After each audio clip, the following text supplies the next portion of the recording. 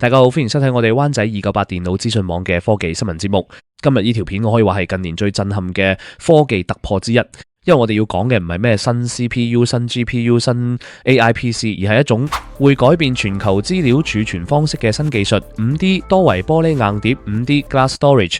呢個技術喺2026年5月正式踏入小規模量產。喺開始之前，提提大家記得免費訂閱我哋灣仔298電腦資訊網嘅頻道，撳個 like share 埋呢條片，仲有落下面留言同我哋互動，你就唔會喺未來錯過最新嘅科技消息。第一章，咩係 5D 玻璃硬碟？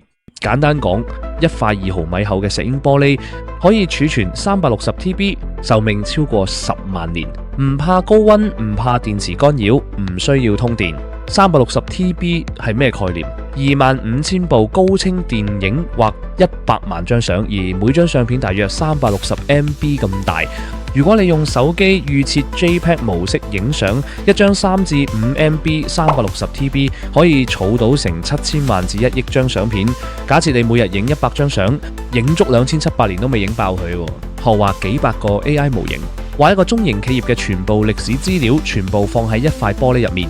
呢個技術由中國華中科技大學加湖北光谷實驗室研發，2026年5月正式做到小批量工業化生產。為免誤會，我哋要講清楚，在科技研發方面，其實不是單憑一個人，很多時甚至涉及跨國嘅合作。以玻璃 hard disk 為例，英國係喺2013年至2020年期間提出 5D 光學存儲原理。據資料記載，英國南安普頓大學最早提出用飛秒鐳射構喺石英玻璃內刻5維度資訊，做到 360TB 實驗室原型，但佢哋無量產子、無產品、無落地應用，佢哋做嘅係科學原理 concept。而且佢哋嘅衍生公司 Cephotonics 都正在將呢個技術推向資料中心，預計未來2年就會有試點。中國係喺2024年至2026年將原理工程化，最終令這個 360TB 玻璃硬碟量產。華中科技大學聯手光谷實驗室做咗400層光生 360TB 次讀寫系統，小規模量產。以達落地檔案館、醫院，佢哋做嘅係工程化加工業化，同時間發明不是只得你在做，所以亦都係點解有些產品會出現不同的制式。好像在這次的玻璃 hard disk 研發方面， Microsoft 的 Project Silica 係另一個完全獨立技術線。Microsoft 喺2017年開始研究用硼硅酸鹽玻璃 Pyrex 類型5寸玻璃片儲 4.84TB， 副壽命1萬年。主要用於 Azure 冷資料，已刊登於 Nature 期刊。佢哋做嘅係商業雲端冷資料技術 Cloud Storage。技術發展方面的小總結：英國提出原理，中國做到 360TB 量產， Microsoft 走另一條玻璃存儲技術線，三者係3條唔同技術路線，唔係互相矛盾。未來全球儲存標準好大機會唔係由單一方主導，而係大家一齊推動。第二章，呢項技術對普通人有咩影響？由於這個科技現在還是很新，所以現階段雖然我哋未必會直接買到玻璃硬碟，但係會直接影響我哋每日用嘅服務。1. 我哋嘅資料會更安全。2. 雲端服務會更平、更快、更穩定。3. AI 服務會更可靠。第3章，對電腦產品設計有咩影響？呢個位就好好玩。1. 未來 PC 可能會有玻璃存儲槽，當然呢個仲未係市面上買到嘅產品，純粹係我哋基於技術進度嘅合理推測。不過你可以想象，未來 PC 主機板上面可能多一個玻璃存儲槽，插一片玻璃就等於插一個360太字節嘅永久硬碟。而 NAS 伺服器會重新設計，因為玻璃硬碟唔需要散熱，唔需要電力維持資料，唔怕震提，唔怕磁場。資料中心嘅機櫃可能會縮到一半。3. AI PC 會加入冷資料快取，大型模型、素材、訓練資料全部可以放喺玻璃片上。4. 企業級電腦會更細、更靜、更省電，因為唔需要大量 HDD， 唔需要散熱風扇。你可以想象，未來一部迷你 PC 可能已經內置1、2塊玻璃片，容量等於今日一個整個機房。第4章，其他方面的影響。1.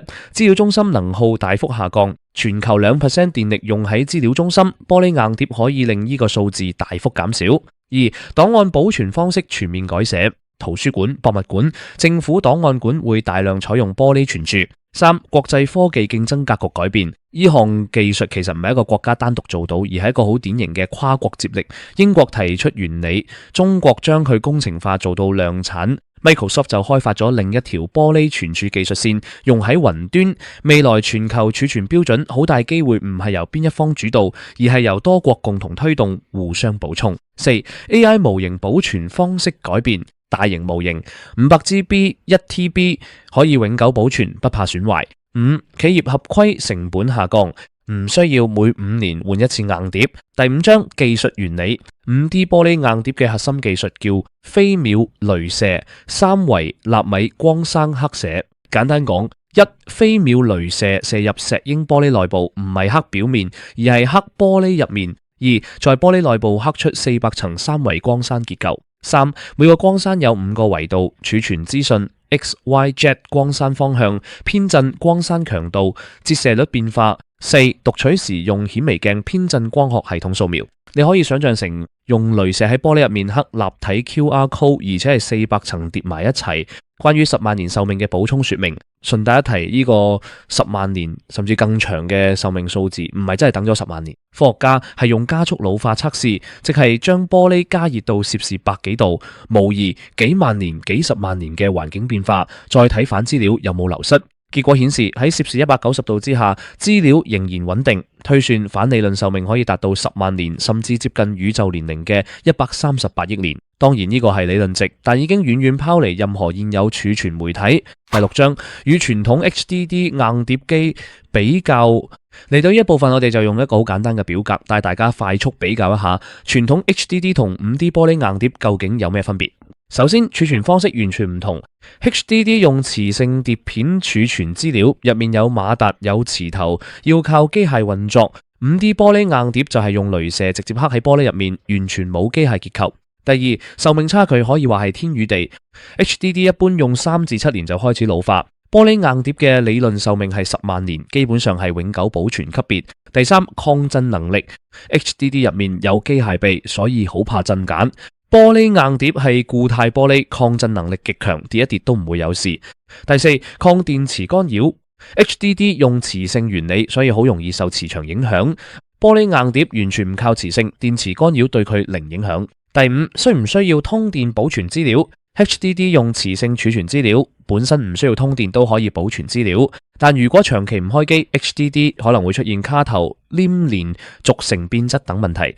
玻璃硬碟係完全唔需要電力，擺喺度都可以保存資料幾萬年。第六，容量密度差距好誇張。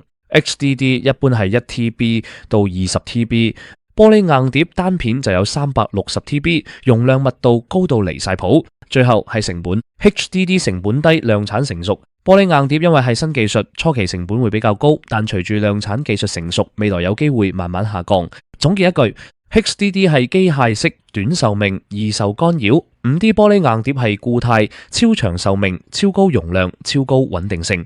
第7章與 SSD 固態硬碟比較。而家我哋再睇埋呢一個大家最熟悉嘅儲存裝置 SSD 固態硬碟同 5D 玻璃硬碟究竟有咩分別？首先，儲存方式完全唔同。ESD 係靠 Flash 電荷儲存資料，即係電子儲存。5D 玻璃硬碟就係用鐳射刻喺玻璃入面，屬於光學儲存。第二，壽命差距非常大。ESD 一般用5到10年，之後電荷會慢慢流失。玻璃硬碟嘅壽命係10萬年級別，基本上係永久保存。第三，讀寫速度。SSD 嘅速度非常快，適合做系統碟、遊戲、日常使用。玻璃硬碟目前讀寫速度比較慢，唔適合頻繁讀寫。第四，需唔需要通電保存資料？ SSD 長期唔通電會掉資料，尤其係放幾年唔用嘅情況。玻璃硬碟完全唔需要電力，擺喺度都可以保存資料幾萬年。第五，容量密度差距好誇張。SSD 一般係 1TB 到 8TB， 玻璃硬碟單片就有 360TB， 容量密度高幾十倍。最後，適合用途完全唔同。SSD 系統、遊戲、日常使用需要高速讀寫嘅場景。5D 玻璃硬碟冷資料永久保存，檔案館、醫療影像、AI 模型長期存放。總結一句， ESD 係速度之王，玻璃硬碟係永久保存之王。兩者唔係互相取代，而係各自負責唔同任務。順便講多少少 Microsoft 嘅做法，佢哋用嘅玻璃唔係純石英，而係硼硅酸鹽玻璃，即係同實驗室燒杯 Pyrex 玻璃差唔多。物料每塊大約5吋，可以儲 4.84TB， 壽命大約1萬年。佢哋嘅目標係放喺 Azure 數據中心做千年冷備份，已經發表喺自然期刊。所以 Microsoft 同中國團隊其實係行緊完全唔同嘅技術同應用場景。第8章，科技唔可以講死。依家玻璃硬碟主要做冷資料，但科技永遠唔可以講死。ESD 啱啱出現時，大家都話寫入壽命咁短，點可能取代 HDD？ 結果10年後 SSD 成為主流。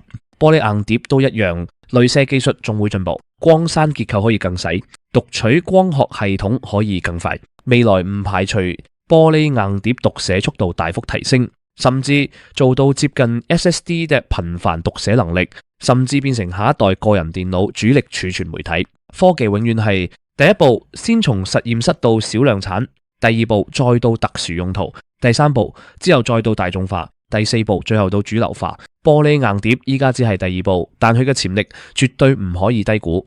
好，去到片尾，灣仔298電腦資訊網帶你知多一點點。5D 玻璃硬碟嘅故事其實係一個好典型嘅跨國接力。英國提出原理，中國工程化量產， Microsoft 做雲端版本。科技好多時都係咁，唔係邊個贏，而係大家一齊推動。為什麼是別人做到，我們又可以學到什麼？呢則消息中的玻璃硬碟，我哋覺得最值得思考嘅唔單止係技術本身，而係背後嗰班人，佢哋點樣由零開始做到今日呢個突破嘅呢？我哋唔係要比較邊個叻啲，而係想睇下原來創新係可以咁樣發生。我哋除咗聽新聞，未來我哋可能都會有屬於我哋自己的創新發明。我哋查了一下資料，希望以下的步驟可以對大家有啟發。由一個好奇心開始。玻璃硬碟嘅故事原來好簡單。有人問咗一句：資料可唔可以保存1萬年？就係呢句好奇心開咗個頭。佢哋唔係一開始就諗住要做大突破，只係想解決一個值得解決嘅問題。呢個係我哋每個人都做得到嘅第一步，由一個好奇心開始。而肯試、肯錯、肯慢慢嚟。飛秒、鐳射、光柵結構、玻璃材料，全部都唔係一日成功。佢哋試過好多次，好多次都唔得，但每次都學到少少。呢種肯試嘅態度唔係天才先有，係任何人都可以練返嚟。三到一班願意一齊做嘅人。玻璃硬碟唔係一個人做出嚟，係光學、材料、工程、鐳射等多個領域嘅人合作。創新好多時唔係我做到，而係我哋一齊做到。Teamwork 呢個對我哋都係一個啟發。到啱嘅人一齊做啱嘅事。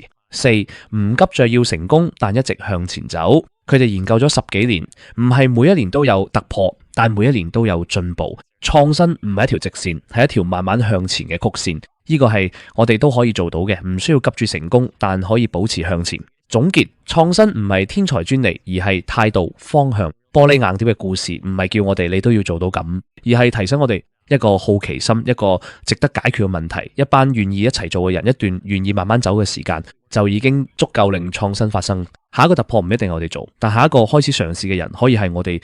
所以如果你喺現實生活中未有機會遇上合適嘅人，可以考慮喺未來參加我哋灣仔298電腦資訊網舉辦的線下活動。我哋會不定期舉辦各類型活動，例如 STEM 或 STEAM 工作坊、創新小發明、吹水研討會、打機同樂日、行山 brainstorming 新創意、視覺藝術興趣班及創業課程等線下活動，讓你有更多機會結識一些志同道合嘅新朋友。如果你想，可以即刻發一個 email 到以下電郵地址 info@onechan298.com， 我哋會把你加入 email list 中，當喺未來辦會員活動時，會立即通知你，讓你結識更多志同道合嘅人。最後，請記得 like、share、訂閱我哋灣仔298電腦資訊網。我哋下條片再見。